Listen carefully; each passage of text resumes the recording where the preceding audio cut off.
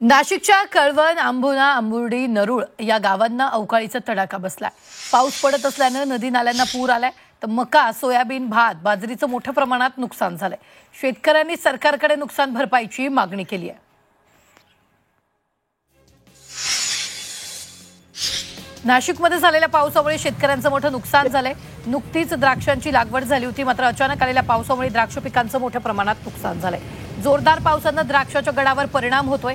शेतांमध्ये मोठ्या प्रमाणात पाणी देखील साचल्याचं पाहायला मिळतंय।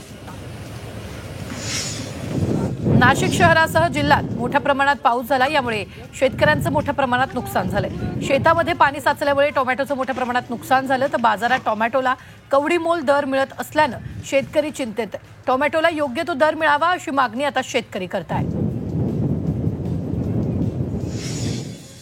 राज्यात कांदा पुरवणाऱ्या नाशिक जिल्ह्यात पावसामुळे आता कांदा पिकांचं सर्वाधिक नुकसान झालं। आधीच कांद्याला भाव नसल्यामुळे शेतकऱ्यांनी चाळीत साठवून ठेवलेला 70% कांदा सततच्या पावसामुळे खराब झाला होता। गेल्या 2 दिवसांपासून नाशिक जिल्ह्यात येवला, नांदगाव, निफाड आणि सिन्नर या तालुक्यांमध्ये पाऊस सुरू आहे आणि या पावसामुळे शेतकऱ्यांनी कांदा लागवडीसाठी तयार केलेले शेकडो हेक्टर रोपांचं क्षेत्र खराब झालं। याचा कांदा उत्पादनावर परिणाम होण्याची शक्यता आहे। संभाजीनगर जिल्ह्यातील नुकसानग्रस्त शेतकरी अजूनही मदतीच्या प्रतीक्षेत आहेत। सप्टेंबर महिन्यातील नुकसानीची मदत अद्याप त्यांना मिळालेली नाही। सोमवारी यावर निर्णय होईल अशी अपेक्षा प्रशासकीय यंत्रणेला आहे। तर मराठवाड्यात जवळपास 32 लाख हेक्टरवरील पिकांचं नुकसान झालंय। गोंदिया जिल्ह्यात परतीच्या पावसामुळे धान पिकाचं मोठं नुकसान झालेलं आहे। कापणीच्या उंबरठ्यावर असलेलं धान पीक पावसामुळे पाण्यात आडवं झालंय। दरम्यान सरकारनं तातडीनं नुकसानग्रस्त शेतकऱ्यांना मदत द्यावी अशी मागणी केली जाते।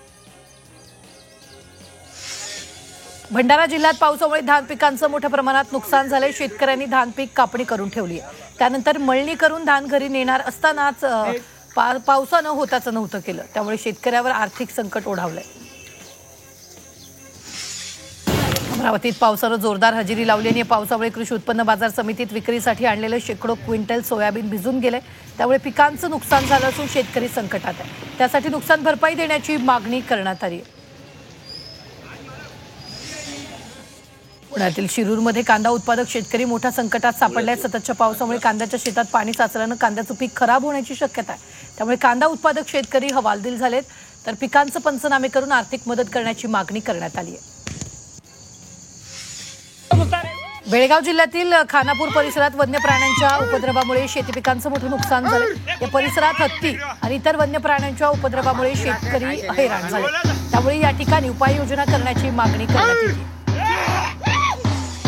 भिवंडीत अवकाळी पावसाचा शेती पिकांना फटका बसला। या पावसामुळे शेतात कापून ठेवलेल्या भात पिकांचं अतोनात नुकसान झालंय, त्यामुळे शेतकरी हवालदिल झाला असून नुकसान भरपाई देण्याची मागणी करण्यात आली आहे। कल्याण, अंबरनाथ, मुरबाडमध्ये परतीच्या पावसामुळे भात पिकांचं मोठं नुकसान झालंय। भात शेती वाया गेल्यानं शेतकरी आर्थिक संकटात सापडला। दरम्यान सरकारनं ओला दुष्काळ जाहीर करावा अशी मागणी शेतकऱ्यांनी केली आहे। राज्य सरकारनं शेतकऱ्यांसाठी घोषित केलेलं पॅकेज फसवय असा आरोप खासदार सुप्रिया सुळेंनी केलाय।